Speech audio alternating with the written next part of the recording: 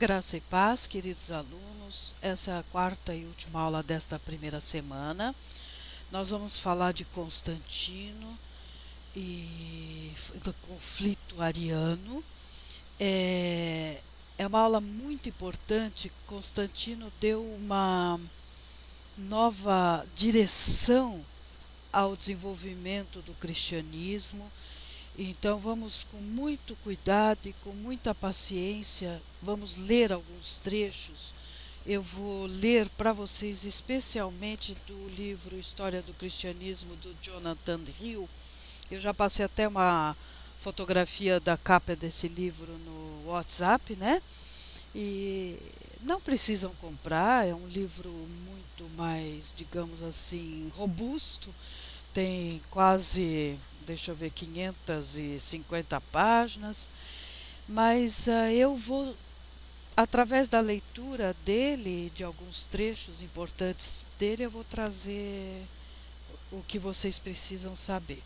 O que eu gosto desse livro em particular, que é uma coisa que eu gostaria muito de desenvolver a mais com vocês, mas não temos tempo, é a arte e a cultura que vai acompanhando também o desenvolvimento do cristianismo.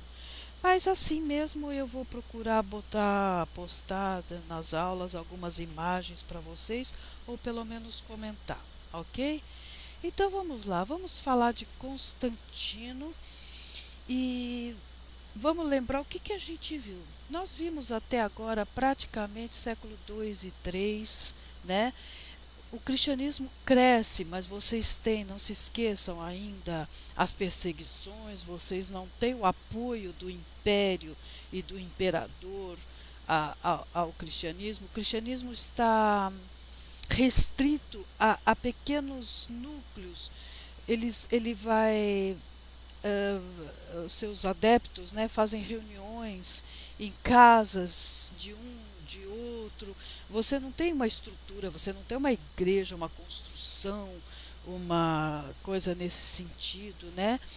Você tem alguns fatores, sim, que contribuem para o crescimento do cristianismo, embora você tenha as perseguições, né?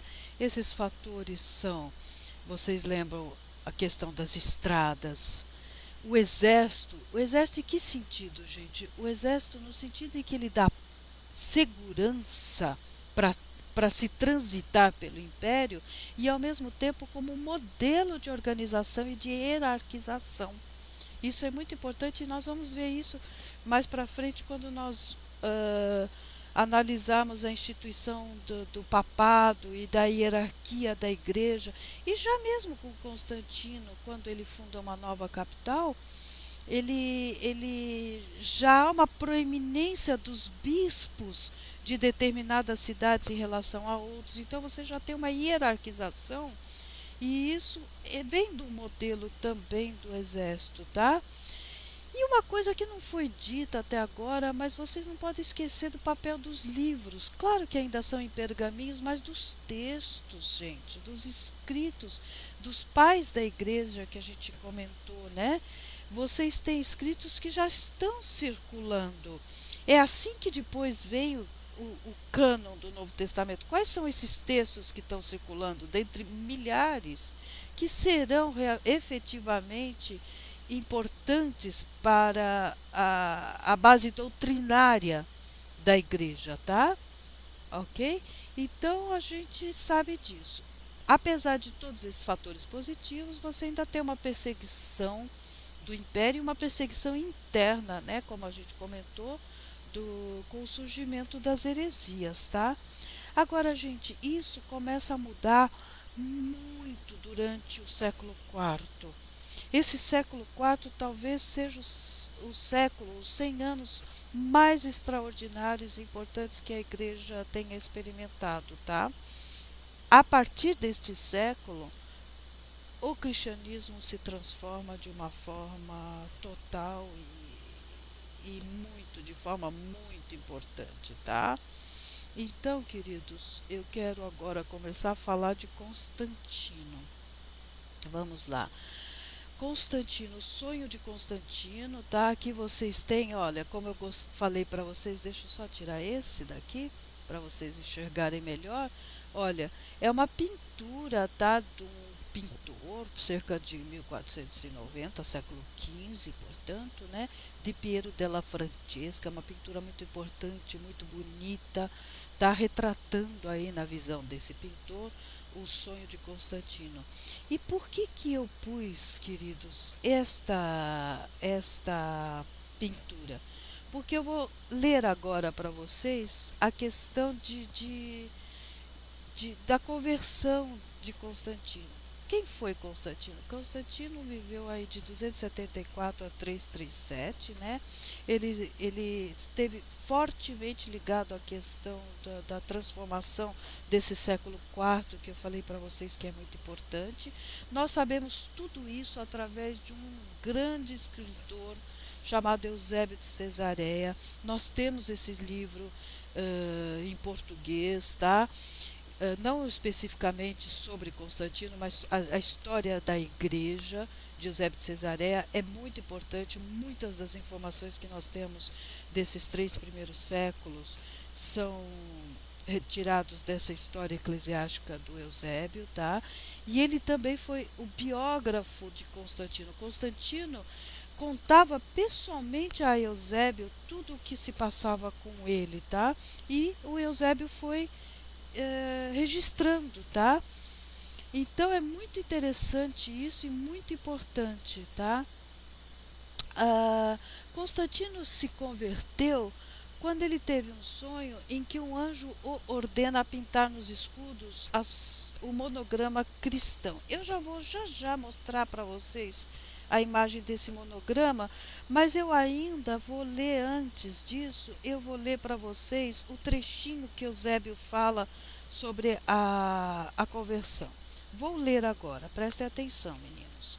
Ele disse, Eusébio contando, tá? Ele disse que por volta do meio-dia, quando o dia começava a declinar, tinha visto com seus próprios olhos o lábaro de uma cruz resplandecente nos céus, abaixo do sol, ostentando a inscrição: vencer por isto.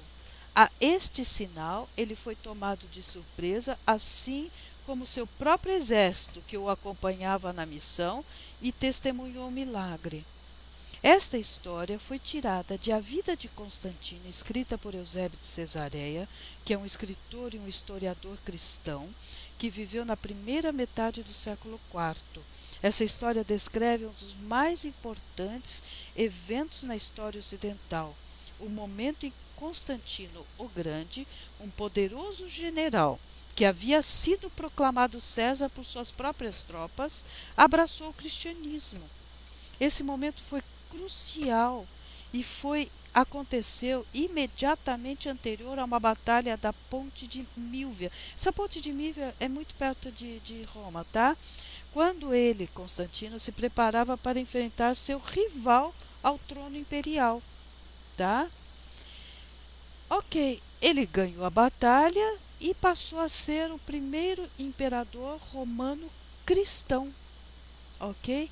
Então vejam vocês o monograma, tá? Esse opositor dele que ele estava lutando contra chamava-se, se vocês quiserem ter, aí a referência é Maxêncio. Mas isso não é importante decorar. É importante decorar, gente, ou pelo menos entender esse processo todo. Olha o cristograma de Constantino. Ele viu essa imagem e ele recebeu uma ordem, uma visão de que era para vencer com este símbolo. Gente, isso daqui que parece um P, na realidade não é um P, tá? Em grego é um R. E isso é um X que se lê R, porque o nome de Cristo em grego é Christos. Então é esse X, depois esse R, Christos. Então essas são as 2 primeiras letras gregas do nome de Cristo. Então é isso que fez com que ele se convertesse, lutasse e vencesse pelo símbolo cristão que é conhecido como cristograma, tá? Constantino e Licínio o Licínio é outro imperador, né? Ele era um co-governador, não imperador, mas o co-governador oriental, os dois promulgaram o chamado Edito de Milão, acabando com toda a perseguição e permitindo a liberdade religiosa em todo o império. Olha, gente, esse Edito de Milão, ele não torna o cristianismo religião oficial, mas ele dá absoluta liberdade religiosa em todo o império. Então, olha, gente, o imperador romano, em seu governo, a fé cristã se tornou a religião oficial do Império Romano. Na realidade, aqui está mal escrito, não é se tornou religião oficial, se tornou religião oficial do imperador, tá bom? Porque havia liberdade de culto, tá? Constantino tornou-se imperador romano no ano de 306, após a morte de seu pai, chamado Constâncio Cloro. Constantino assumiu o poder num momento de grande agitação interna e encontrou um império decadente, do qual até mesmo algumas regiões da Itália queriam se desligar. Ele enfrentou muitas batalhas contra os rivais. Olha, queridos, eu não quero ficar entrando em detalhes históricos, mas eu aconselho, assim, com muita ênfase, que vocês procurem um pouquinho da história desse período envolvendo Constantino, tá? Porque ele foi bastante complicado, viu? Ele teve que lutar com muitos, tá? Olha, vou ler aqui, por exemplo, um trechinho, né?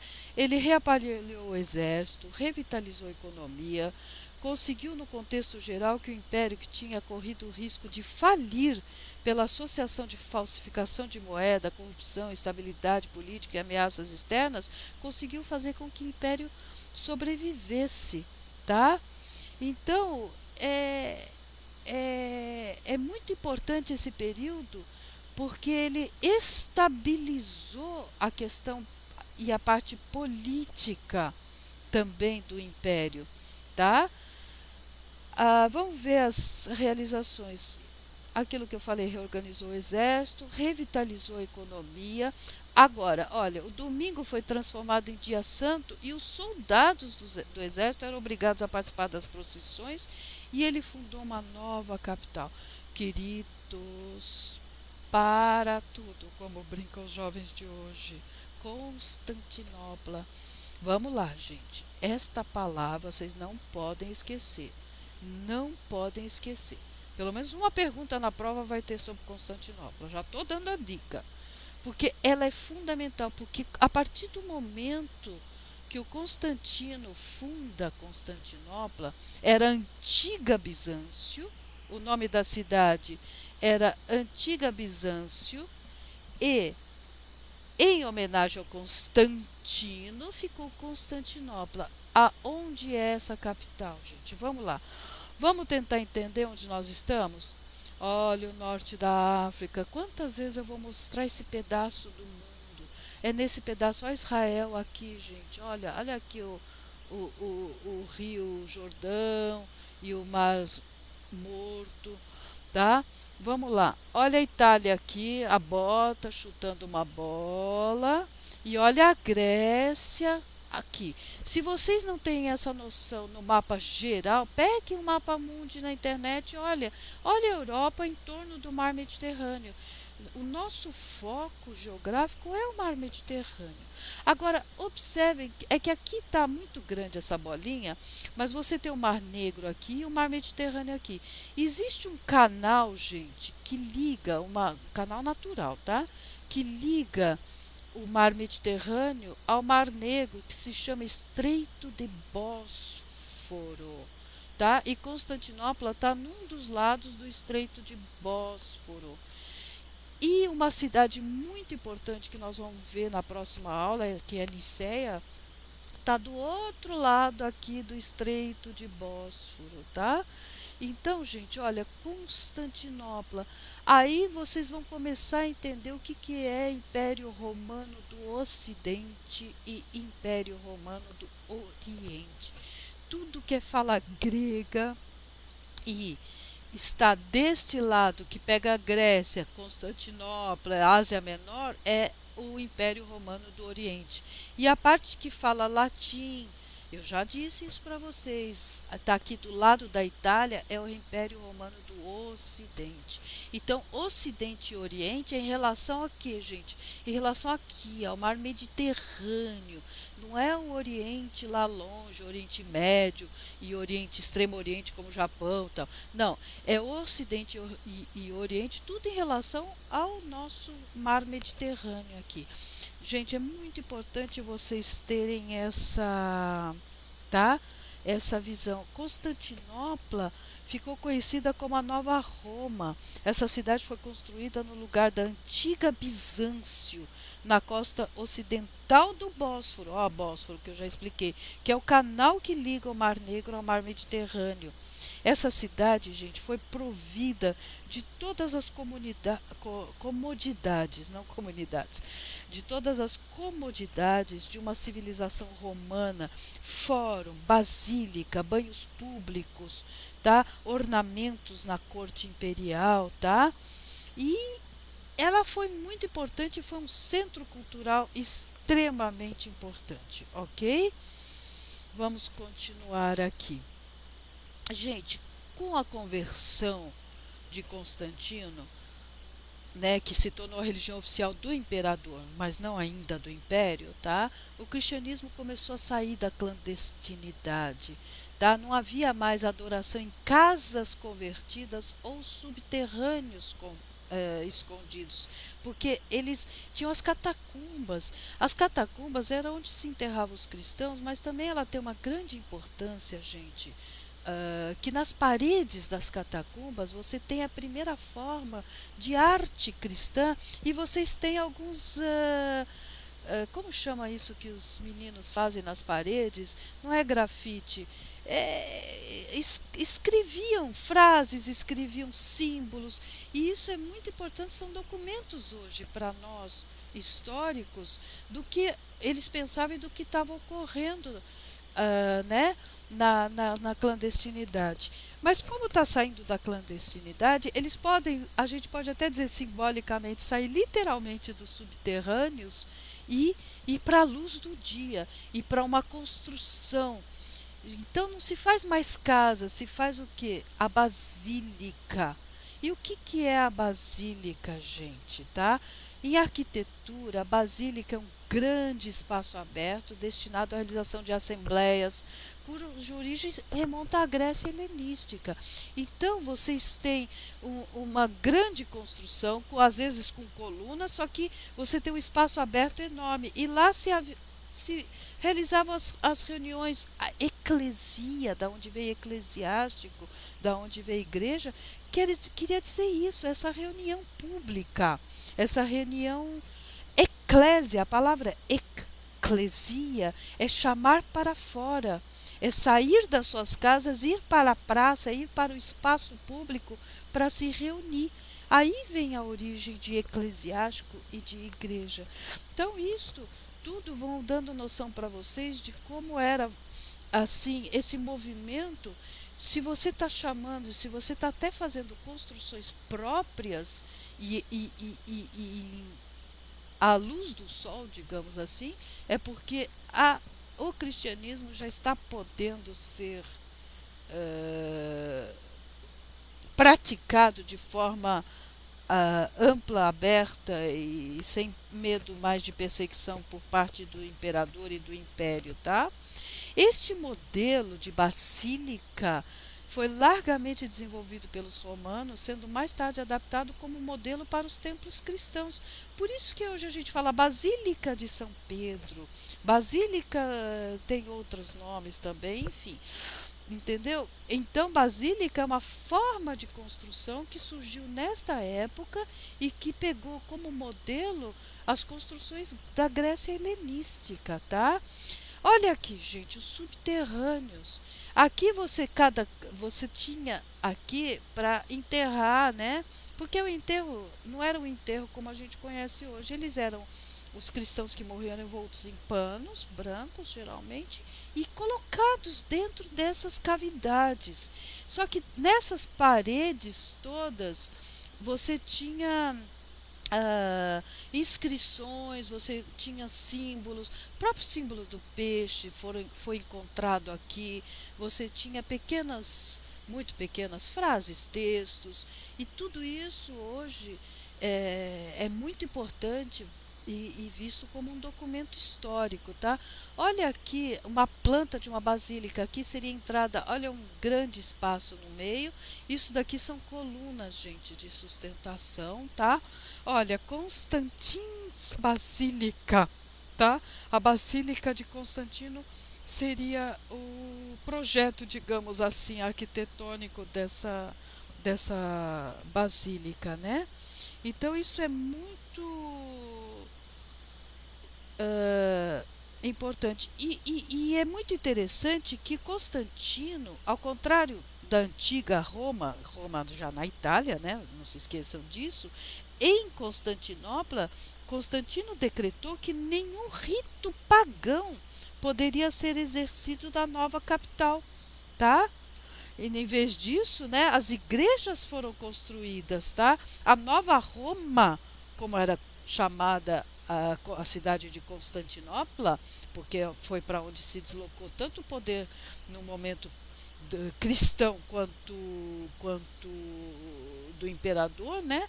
Foi um forte símbolo desse novo império, tá?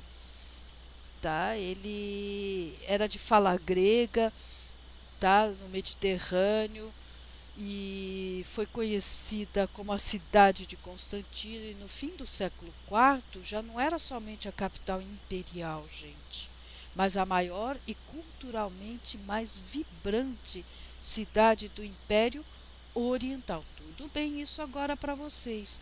Olha aqui uma imagem do Ário. Arius ou Ário foi um cara que deu muito trabalho. Praticamente, no próxima aula, nós vamos ver, praticamente foi por causa dele que foi convocado o Concílio de Nicéia, que foi considerado um dos primeiros o primeiro dos 7 concílios ecumênicos. A gente chama ecumênico ou universais, ou enfim, cada um dá um nome, é porque ainda você não tem o que hoje a gente tem essa divisão, gente. Presta atenção. Quando eu falo católico nessa época, não é o católico do Papa Francisco, não. É católico no sentido de universal. Simplesmente a palavra catolicos quer dizer universal, tá? Então, esse Ário, nós vamos ter que falar agora um pouquinho dele. Deixa eu só ver se tem mais alguma coisa para eu falar antes do Ário, que seria... tem uma coisa muito interessante para eu falar culturalmente dizendo, tá? O século IV, como eu disse, foi um século importantíssimo. Sabe o que começou a acontecer nesse século IV? Como os soldados eram obrigados a adorar o Deus cristão, né? E a guardar, digamos assim, o domingo, uma das grandes consequências desse século também foi o desenvolvimento da peregrinação. E sabe quem aderiu, ficou também cristã? A mãe do Constantino, Helena.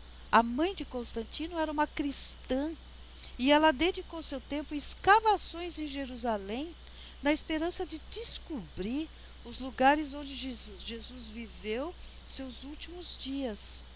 E de fato, gente, a Helena achou muitos lugares e identificou muitos lugares onde ele fez a última desculpa, gente, a última ceia, onde ele foi executado, onde ele ressuscitou dos mortos e assim por diante, tá? É muito interessante como a adoção do cristianismo por Constantino influenciou muito a sua mãe, tá? O desejo de viajar e de ir, tá, por esses cristãos do Império, de conhecer aqueles lugares que a Helena escavou e que identificou como lugares onde Jesus, de certa forma, passou e onde aconteceram os principais fatos do cristianismo, né? Fez que muitos cristãos peregrinassem para Jerusalém, tá? Eles iriam lá para poder ver com seus próprios olhos, embora houvesse uma ala de cristãos, tá, que reprovava essas peregrinações, pois eles achavam que Deus poderia ser adorado espiritualmente a despeito, quer dizer, em qualquer lugar, independente do lugar, tá? Mas o fenômeno da peregrinação seria muito importante para a cristandade nos anos seguintes, tá? Então isso é muito interessante, ok? Vamos lá, gente, vamos falar do Ário de Alexandria, ou Arius, como é a forma latina, digamos, do nome, né? A época em que ele viveu, 280 a 336, a representação dele num afresco, tá? Alexandria, vocês já sabem que é uma cidade no norte do Egito. Eu já mostrei para vocês no mapa, onde tem aquela biblioteca, tinha, né, aquela famosa e importantíssima biblioteca, tá? Então vamos lá, gente. Ário, tá? Foi um bispo eu não separei aqui, Alexandria, tá? Que teria criado uma nova doutrina. O pensamento ariano, tá? Ele foi considerado uma heresia para a igreja, tá? E o principal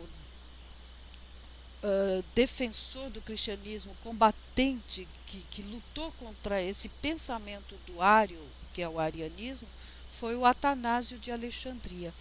Eu vou ler aqui para vocês um trecho do livro do Jonathan Hill, que eu acho que é bastante interessante. Preste atenção, às vezes leitura é um pouco chato, mas é importante para que vocês não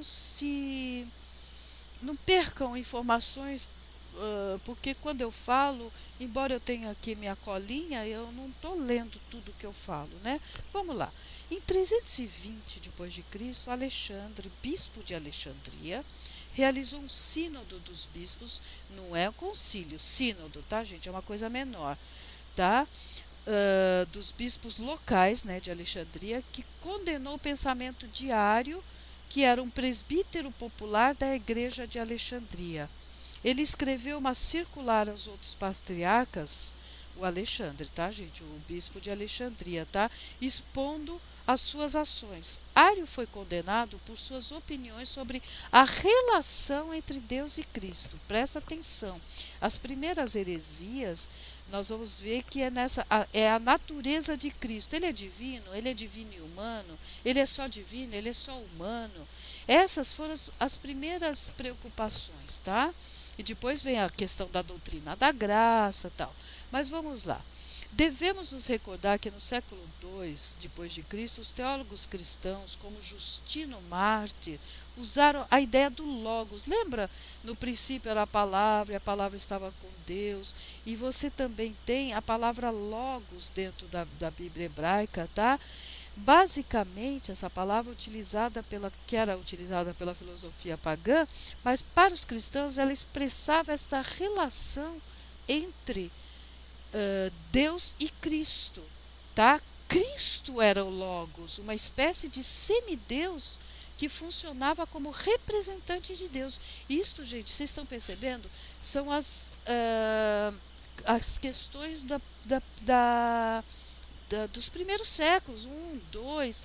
Você ainda não está com todo o corpo doutrinário definido e estudado para poder refutar essas visões, tá?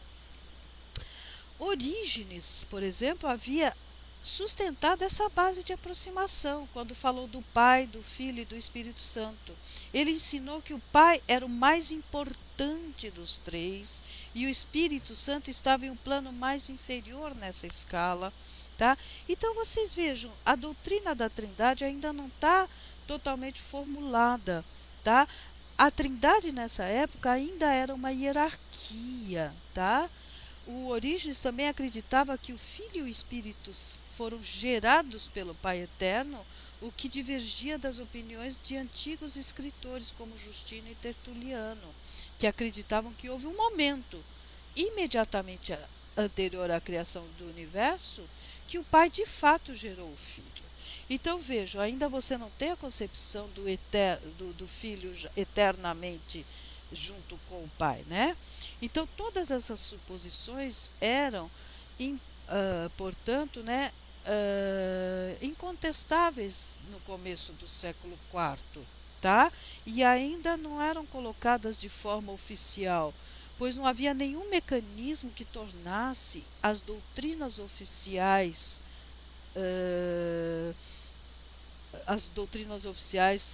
sacramentadas, digamos assim. Que mecanismos, gente? Reuniões que definissem, não, pode ser base para o nosso cristianismo, de acordo com os textos que seguimos, isso não pode ser base. Que mecanismos você pode ter? Os concílios já começam a ser um mecanismo. As reuniões de bispos para definir determinados pontos, tá? Então, Ário representou algo como o retorno da época de Justino. Ário acreditava que houve um tempo em que o Filho tinha vindo a existir e que era definitivamente inferior ao Pai, tá? Olha aí, o Filho e o Pai não eram a mesma pessoa. O Filho foi criado pelo Pai e houve um tempo em que o Filho ainda não existia. Esse é, digamos assim, a base do arianismo, tá? E é complicado porque você tem, como se diz, você tem, você não tem ainda os mecanismos que eu falei anteriormente de definição de determinados pontos, de determinadas doutrinas. Neste mapa, eu pus ele aqui para mostrar aqui para vocês. Olha Constantinopla, olha o Estreito de Bósforo, olha o Mar Negro aqui, e o Estreito de Bósforo vai ligar ao Mar Mediterrâneo, ó, tá vendo? Esse estreitinho aqui, gente, tá? E olha, do outro lado de Constantinopla, nós temos quem? Niceia, a cidade de Niceia. Ela vai ser muito falada agora na próxima aula, porque nós vamos falar do concílio de Niceia. Nós vamos ver que é um dos primeiros, né, é o primeiro concílio, mas é um dos primeiros mecanismos de definição e de afirmação de determinadas doutrinas. É a partir daí que isto fica doutrina oficial, isto fica heresia, isto fica assim, isto fica aquilo, entendeu? Então é muito importante. Você tem dois concílios, os dois primeiros, entre os primeiros, você tem o de Niceia e depois o concílio de Constantinopla, que nós vamos falar na próxima aula. É daqui que vem o credo niceno, que nós vamos falar. Então, olha, gente, olha de novo esse mapa, olha o Mar Mediterrâneo. A Grécia está para cá, que a gente não vê, tudo bem? Aqui, que a gente não vê para baixo, está a África do Norte, tá? E aí, aqui você tem em zoom, vamos dizer assim, essa parte onde está o Império Bizantino, onde está Constantinopla. Por que Império Bizantino? Porque Constantinopla, antes de ser Constantinopla, antes de Constantino, chamava-se Bizâncio, tá? E aqui você tem Niceia. Deixa eu ver se tem mais alguma coisa interessante para mostrar para vocês. Por enquanto, nesse mapa não. Vocês têm aqui o Principado Armênio da Cilícia. A Armênia é muito importante no início do cristianismo, mas como o Ocidente, do modo geral, não tem muito acesso à língua armênia, não se estuda muito. Mas a versão armênica da Bíblia ela é muito importante para estudar. Você tem Edessa, onde foi criado a versão siríaca da Bíblia. Enfim, gente, olha, Tarso. Que lembra Tarso para vocês, gente? Paulo de Tarso, tá bom? Então, olha, é muito importante estudar com o mapa na mão. Vamos supor, vocês vão estudar as viagens de Paulo. Não, é impossível, gente, estudar sem ir seguindo, entendendo e percebendo os caminhos e as distâncias e o roteiro que ele fez, tá bom? Muito bem. Na próxima aula, nós vamos ver o Concílio de Nicéia. Aqui é uma representação, um quadro. Olha, tudo isso são os bispos, tá? Não tenho certeza, gente, se era exatamente essa vestimenta na época, mas eu acho que é só para vocês entenderem. É uma reunião. Concílio, o que que é? É uma reunião. Esse concílio se deu em 325, tá? Foi nesse concílio que começou a se delinear a luta contra o arianismo. E o arianismo foi definitivamente, digamos assim, rejeitado também no Concílio de Constantinopla, que nós vamos ver mais tarde, tá? Então, gente, eu acho que por enquanto, deixa eu ver o que tem. Ok. Eu pus este mapa e escrevi preparando-se para o que vem. O século IV vai começar, o século V vai ser muito importante, muito complicado, e a partir daí, o que a gente chama genericamente na história de invasões bárbaras. A gente fica com uma imagem, ai, bárbaro, neguinho, é completamente doido, é selvagem, não tem cultura. Não, não é bem assim. Vocês têm povos já relativamente desenvolvidos, como os saxões, por exemplo, que inclusive vão influenciar muitas questões do cristianismo. Eles vão entrar no Império Romano, porque eles estão ao norte, tá, do Império Romano. Mas o que que acontece? Do Oriente, mais ao norte ainda, vem um grupo mais, aí sim, mais selvagem, chamado de hunos. Os hunos, Hunos. E esses hunos, essa vinda dessa horda desses povos hunos, vai empurrando, vamos dizer assim, os eslavos, os lombardos, olha, os saxões, os anglo-saxões, vai empurrando esses povos para dentro do Império Romano. E eles serão importantíssimos na constituição do cristianismo, tá? Então vamos ver aqui um último resuminho, gente, que entre os séculos II e IV eram povos que estavam na fronteira do território romano. Eles foram atraídos pela disponibilidade de terras férteis e pelas possessões romanas. Eles também foram pressionados pelos hunos, tá? Olha aqui, que eram habilidosos guerreiros mongóis e forçavam a entrada dos germânicos no Império Romano. Os povos estrangeiros eram denominados pelos romanos de bárbaro. Bárbaro, em grego, é barbaroi. Qualquer indivíduo que não falasse grego ou latim, ele falava uma língua barbar. Entenderam? Daí vem a palavra bárbaro. Bárbaro não é necessariamente, pode ser, mas não é necessariamente, obrigatoriamente, sinônimo de selvagem. É simplesmente para a época histórica que nós estamos nos referindo, aquele que não é de fala grega ou latina, tá certo?